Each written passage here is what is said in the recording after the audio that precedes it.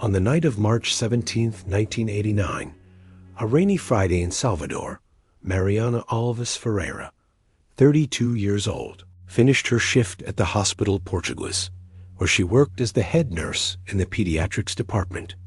The clock showed exactly 1943 when security cameras in the parking lot captured the last image of Mariana entering her 1987 navy blue Monza. She was wearing black dress pants, a white shirt, and a light jacket due to the fine rain falling over the capital that night. Married for 8 years to Roberto Ferreira, a real estate businessman, Mariana lived in the Graca neighborhood in a 2-story house built in the 1950s, an inheritance from her husband's family. The couple had no children but planned to begin fertility treatment the following month, according to later reports from close friends of the victim. Mariana was known for her punctuality and meticulous organization, traits that made her disappearance even more alarming. According to Roberto's statement to the police, he was waiting for his wife for a dinner they had planned at a restaurant in Rio Vermelho to celebrate his 40th birthday. After waiting for nearly 2 hours and making several unanswered calls to her cell phone, one of the first models available in Brazil, Roberto returned home worried, only to find it empty. Mariana's car was not in the garage, and there was no sign of her presence. The next morning, at 8:17, Roberto reported her disappearance at the 7th police station located in the Rio Vermelho neighborhood. The police report, No. 174,389, marked the official start of the search for Mariana Alves Ferreira, who was described at the time as a woman of medium height, weighing 65 kilograms, with dark brown shoulder-length hair, green eyes, and a small scar on her chin from a childhood accident. The temperature in Salvador that Friday ranged between 20 and 28 degrees Celsius, with a total precipitation of 32 millimeters. According to data from the National Institute of Meteorology, visibility was reduced on the roads due to the persistent rain, and several streets in the city experienced higher than usual congestion, especially in the Tancredo Neves Avenue area, the route Mariana normally took to return home. The first 48 hours of the search mobilized 27 military police officers, 8 investigators from the civil police, and a team from the fire department that searched the slopes and wooded areas along the route from Hospital Portuguese to the victim's residence. Mariana's car was found 2 days later, on March 19th, parked on Flamengo Beach, approximately 20 kilometers from her home, with the key in the ignition and no apparent signs of violence or struggle. The nurse's purse was found on the passenger seat, containing all her documents, money, and credit cards, which initially ruled out the possibility of robbery. Friends from the hospital reported that Mariana had seemed anxious in the days leading up to her disappearance, frequently checking her cell phone and showing common concerns. Her direct supervisor, Clara Sampaio, informed investigators that Mariana had requested a week off starting the Monday following her disappearance, citing urgent family matters, details she had not shared even with her closest colleagues. If you want to follow more cases like this, which stir society and reveal hidden truths, subscribe to the channel to never miss an investigation. The investigation into Mariana Alves Ferreira's disappearance was initially conducted by Delegate Paulo Ribeiro from the Homicide and Personal Protection Department, DHPP, in Salvador. The first lines of investigation focused on 3 main hypotheses: voluntary escape, kidnapping, or homicide. The absence of a ransom demand in the first 72 hours significantly weakened the kidnapping theory. Investigators started with the victim's inner circle. Roberto Ferreira, the husband, was questioned 3 times during the first week. During the testimonies, he provided conflicting information about his movements on the night of the disappearance. Initially, he stated he had waited at the Bargaco restaurant in Rio Vermelho from 8:30 p.m. to 10:15 p.m. However, the restaurant owner, Joaquin Santana, confirmed that Roberto arrived around 9:10 p.m. and stayed alone for approximately 40 minutes, frequently checking his watch and making several phone calls. This discrepancy in timings was never fully explained. Analysis of Mariana's phone records revealed a series of calls received from an unidentified number in the 2 weeks before her disappearance. The calls, always brief, lasting less than 2 minutes, typically occurred during her shifts at the hospital. The number was traced to a payphone located in the Comercio neighborhood, Central Salvador, making it impossible to immediately identify the caller. On March 26th, 9 days after her disappearance, the first witness came forward claiming to have seen Mariana after she left the hospital. Cristina Menezes, a salesperson at a pharmacy near Flamengo Beach, reported having served a woman with similar characteristics to Mariana around 9:30 p.m. that Friday. The customer, visibly nervous, purchased painkillers and a bottle of mineral water, paying in cash. However, the pharmacy's security cameras were not functioning that night due to technical issues, making it impossible to confirm the account visually. In April 1989, the investigation faced its first major setback when Delegate Paulo Ribeiro was removed from the case after suffering a heart attack. His replacement, Delegate Marcelo Guimarães, completely reoriented the investigative line, focusing on the hypothesis that Mariana might have planned her own disappearance.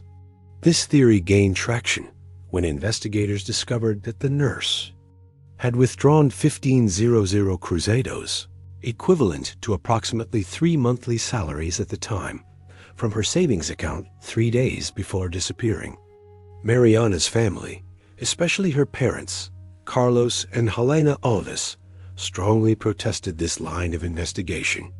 "My daughter would never abandon her life, her work, and especially her treatment to have a child, which was her greatest dream," Helena stated in an interview with the newspaper A Tard on May 2, 1989. The case began to lose media attention, particularly after the implementation of the summer plan and the subsequent economic instability that dominated national headlines. During that period, a seemingly promising lead emerged in June 1989 when the police received an anonymous tip indicating that Mariana might be living under a new identity in Porto Seguro, in southern Bahia. A team of investigators traveled to the tourist city only to discover that it was a woman with a similar appearance, but who had been residing in the area for over 5 years. In August 1989, the forensic laboratory of the federal police finally completed the analysis of samples collected from Mariana's manso. Traces of blood were found on the carpet in the trunk in very small amounts, but enough to determine that it was of type A positive, compatible with Mariana's blood type. This discovery redirected the investigation back to the hypothesis of homicide, placing Roberto Ferreira at the center of the suspicions. During a new interrogation, Roberto, who had previously maintained a cooperative stance, hired the criminal, lawyer Sergio Aviv, one of the most renowned in Salvador at the time. From that point on, he answered investigators' questions only in writing and always in the presence of his lawyer. This change in behavior intensified suspicions, but there was no concrete evidence to justify a request for preventive arrest. In December 1989, nearly 9 months after the disappearance, the investigation suffered another blow when the case's lead investigator, Carlos Eduardo Dias, was transferred to the El Hughes police station. The transfer, officially justified as an administrative necessity, was widely criticized by the local press, which insinuated political pressure due to Roberto Ferreira's business connections. The case gradually lost priority within the investigations of the DHPP, Homicide and Personal Protection Department of Salvador. The year 1990 brought few updates to Mariana's case. The Alves family, frustrated with the apparent abandonment of the investigation, hired the private detective Arnaldo Xavier, a former civil police officer with 28 years of experience. Xavier initiated a parallel investigation, re-interviewing all the witnesses and gathering information that, according to him, the police had neglected. In March 1990, exactly 1 year after the disappearance, Xavier presented a detailed report to Mariana's parents, revealing a disturbing discovery. Roberto Ferreira was having an extramarital affair with Luciana Matus, a secretary in his real estate company, a relationship that had reportedly begun at least 6 months before Mariana's disappearance. Xavier also discovered that 2 months after his wife's disappearance, Roberto had transferred 60% of his company's shares to a holding company in the Cayman Islands, an action the detective interpreted as preparation for a potential escape. These findings were brought to the police, but the lack of a direct connection to the disappearance prevented any immediate action against Roberto. In July 1990, Luciana Matus moved into the house that belonged to Roberto and Mariana, causing outrage in the local community and among the Alves family. Reporters from the Correio da Bahia newspaper photographed the couple at various social events, apparently indifferent to the controversy surrounding their relationship. In a rare statement to the press, Roberto said, "I am also a victim in this story. I lost my wife under mysterious circumstances, and I have the right to move on with my life." The case gained new momentum in 1992 when Vera Lucia Santos, a domestic worker from the neighboring house to Roberto and Mariana's, came forward with an explosive testimony. According to Vera, on the night of the disappearance, around 8:30 p.m., she heard a heated argument coming from the couple's house while she was hanging clothes in her employer's backyard. Vera claimed to have recognized the voices of Roberto and Mariana, followed by a muffled scream, and then silence. "I didn't speak up before because I was afraid. Mr. Roberto was very influential in the neighborhood, and I feared losing my job or worse," Vera stated in a deposition recorded under number 34,792. When asked why she decided to speak up after 3 years, she revealed that she was moving to the countryside of Bahia and could no longer live with the weight of the secret. Based on this new testimony, prosecutor Antonio Carlos Oliveira requested the formal reopening of the investigation and the issuance of a search warrant for Roberto Ferreira's residence. The judge from the Second Criminal Court, Dr. Mauricio Vasconcelos, authorized the operation, which took place on June 12, 1992. During the search, which lasted approximately 9 hours, investigators found, hidden among documents in Roberto's office, an airline ticket in Mariana's name to Buenos Aires, dated March 18, 1989, 1 day after her disappearance. The ticket had never been used. Confronted with this evidence, Roberto claimed that it was a surprise trip he had planned for the couple as part of his birthday celebration, and that he had completely forgotten about the ticket after his wife's disappearance. The investigation took a dramatic turn in September 1993 when Luciana Matus, after a violent breakup with Roberto, went to the women's police station to file a complaint of physical assault. During her emotionally shaken testimony, Luciana made a revelation that shocked the investigators. "He always threatened me, saying that if I left him, I would end up like Mariana. He said no one ever found her, and no one would find me either." Luciana Matus's statement caused a turning point in the case. Newly appointed delegate Rodrigo Almeida immediately requested Roberto Ferreira's preventive arrest for threats and signs of involvement in Mariana's disappearance. The request was denied by the justice system, which considered the evidence still insufficient for such an extreme measure, but authorized a new, more thorough search of the residence. On October 14, 1993, a team of 8 civil police officers, 2 forensic experts, and a representative from the public prosecutor's office began a detailed inspection of Roberto Ferreira's house. The property, an old colonial-style building, had several rooms, including a large attic, which Roberto claimed was only used for storing old objects and family documents. Access to the attic was via a narrow staircase in the second-floor hallway. Upon entering the space, the investigators immediately noticed the strong smell of mold and the thick layer of dust covering the objects, indicating that the area had rarely been visited. Among various antique furniture, cardboard boxes, and suitcases, a solid wooden chest, locked with a relatively new padlock, caught the attention of the team.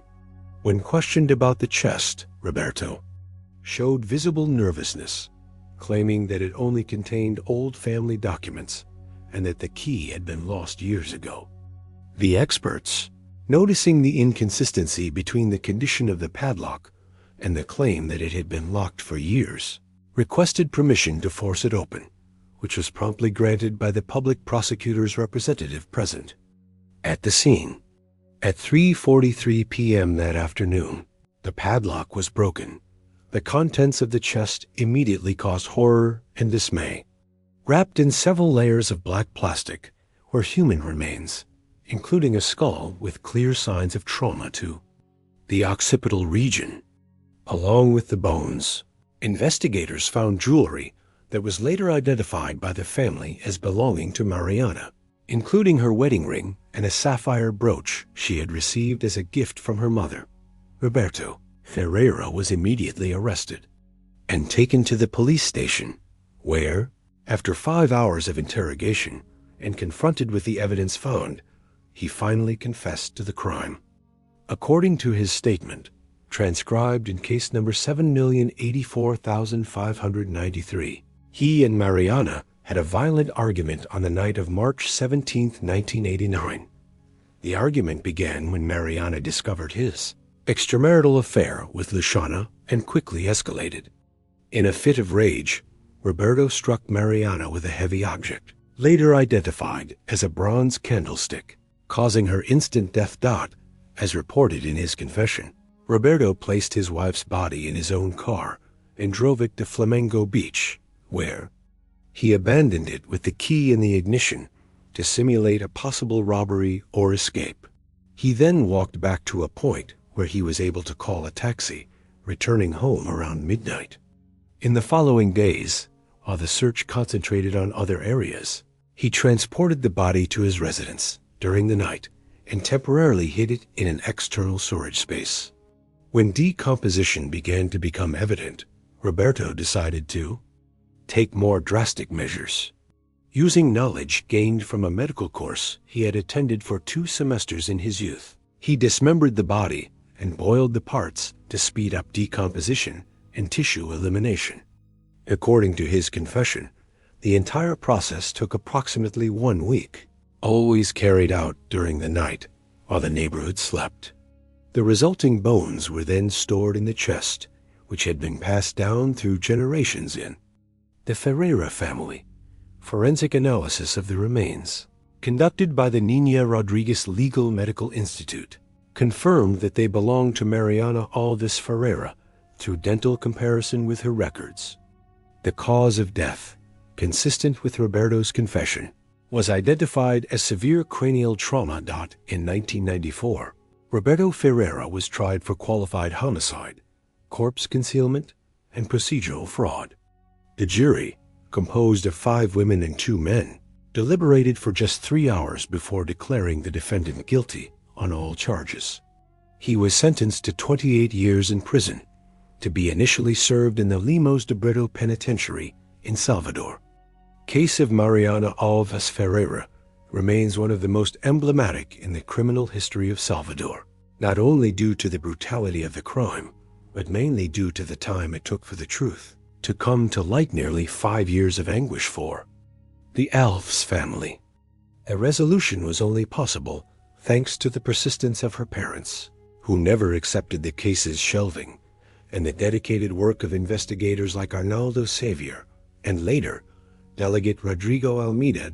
In 1996, Carlos and Helena Alves founded the Bahia Association of Families of Missing People, an organization that still helps families in similar situations and pressures.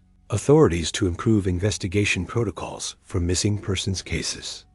The chest where Mariana's remains were found was donated, at the family's request, to the Museum of Criminology of Bahia as a grim reminder that, no matter how long the truth remains hidden, it eventually finds its way to the light. More than 3 decades after the disappearance and discovery of Mariana Alves Ferreira's remains, her case continues to influence investigative procedures and public policies related to missing persons in Brazil. What became known in the Bahian press as the chest case has become a mandatory study in police training courses in Bahia and several other Brazilian states. In 1997, directly inspired by Mariana's case, the state law No. 7432 was approved. In the Bahia Legislative Assembly, known as the Lei Mariana Alves, this law established stricter protocols for investigating disappearances and created a centralized database for unresolved cases. The legislation was later adopted with adaptations by 6 other Brazilian states. Carlos Alves, Mariana's father, passed away in 2003 at the age of 72, never fully recovering from the trauma of losing his daughter. Helena, however, channeled her grief into tireless activism. Until her death in 2015 at the age of 83, she coordinated the Bahia Association of Families of Missing People, which helped resolve more than 200 missing persons cases in northeastern Brazil. In her honor, the association's headquarters in Salvador was renamed Casa de Acolhimento Helena Alves Shelter. Roberto Ferreira served 18 years of his sentence and was granted parole in 2012. Benefiting from pardons and the progression of the Brazilian legal system, his release sparked protests in Salvador, led by women's rights organizations and the association founded by Mariana's parents. After leaving prison, Roberto moved to the interior of São Paulo, where he lives under a different name. According to reports published sporadically in the Bahian press, Lucana Matos, whose testimony was crucial to solving the case, moved to Rio de Janeiro shortly after the trial. In an interview on TV Globo's Linha Direita program in 2002, Vera Lúcia Santos, the domestic worker who witnessed the argument on the night of the crime, revealed that she lived with a constant sense of guilt. If I had spoken earlier, maybe the family wouldn't have suffered for so long. Fear paralyzed me, and that is something I will have to live with for the rest of my life. Vera returned to Salvador in 2010 and participated in various public school lectures, encouraging people to report cases of domestic violence. Silence protects the abuser, never the victim, became her most well-known phrase, repeated in awareness campaigns throughout the state of Bahia. The attic of the house where Mariana's remains were found remained closed for years, with the property passing through various owners who reported strange sensations and a heavy energy in the location. In 2005, the building was completely renovated and transformed into a physical therapy clinic. The new owners, unaware of the tragic history of the site, were perplexed by the constant questions from neighbors and curious onlookers. About the case of the chest. In 2017, journalist Carolina Teixeira published Ossos no Sodom, a Historia de Mariana Alves Ferreira, the result of 5 years of research, including interviews with all surviving individuals involved and access to the complete case files. The book, which became a national bestseller, was adapted into a miniseries released on a streaming platform in 2020, reigniting public interest in the case. One of the most significant legacies of the case was the creation, in 2009, of the Programa Nacional de Localização e Identificação de Desaparecidos, National Program for the Location and Identification of Missing Persons, known as PLID by the National Council of the Public Prosecutor's Office. This program integrated DNA, dental records, and fingerprint databases across the country. In its first 10 years, PLID contributed to the resolution of more than 7,000 missing persons cases in Brazil. every year. On March 17th, the date of Mariana's disappearance, the Bahia Association of Families of Missing Persons holds a silent march through the streets of Salvador, culminating in an ecumenical ceremony at the Farol de Barra. The event, which started with just the Alves family and a few supporters, gathered over 5,000 participants for its 2019 edition. Marking 30 years since the case. In 2021, the Museum of Criminology of Bahia created a permanent exhibition titled Nunca Desistir da Verdade, Never Give Up on the Truth, a phrase that became the slogan of the association founded by Mariana's parents. The exhibition not only documents the case, but also showcases advancements in forensic and investigative techniques implemented over the past few decades, many of which were directly influenced by both the failures and successes of the investigation into Mariana's case. If you've watched this far, it's because you care about these cases that affect families forever. Leave a comment saying, "I watched this until the end so that I can know you and see who truly cares about the search for the truth." Don't forget to leave a like, subscribe to the channel, and share this video so that more people get to know this story and reflect on the importance of never giving up on the search for justice, no matter how much time passes and hopes fade. The case of Mariana Alves Ferreira reminds us that behind the statistics of missing persons, there are real stories, devastated families, and a society that needs to stay vigilant.